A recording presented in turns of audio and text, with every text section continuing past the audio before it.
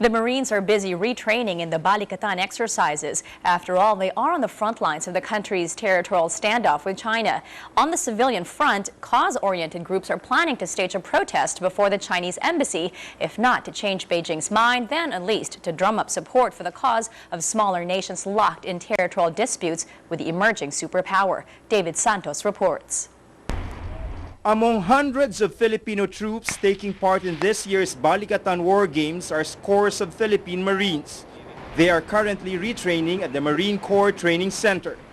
These Marines are no ordinary soldiers. Chances are they could be among those who will be stationed in the West Philippine Sea. A small group of Marines, for one, is guarding the BRP Sierra Madre, which run aground the disputed Ayungin Shoal. Our men are ready for any contingencies that might come, ready to give their lives.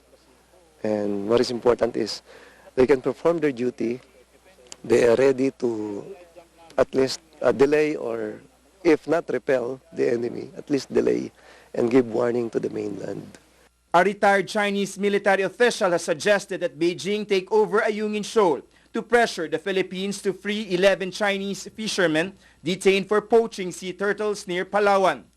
Former National Security Advisor Roy Logoles is playing down this comment, especially since it came from someone perceived to be a propagandist from China.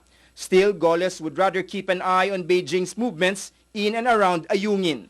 That will fall under the MDT because the Sierra Madre is still a Philippine Navy ship. And therefore, it will fall under the Mutual Defense Treaty. And the 8 or 9 Marines there are part of the armed forces. An attack on them will be considered an attack that would fall under the MDT. Cause-oriented groups led by Filipino-American philanthropist Loida Nicolas Luis on Wednesday appealed for public support for another round of anti-China protests this week.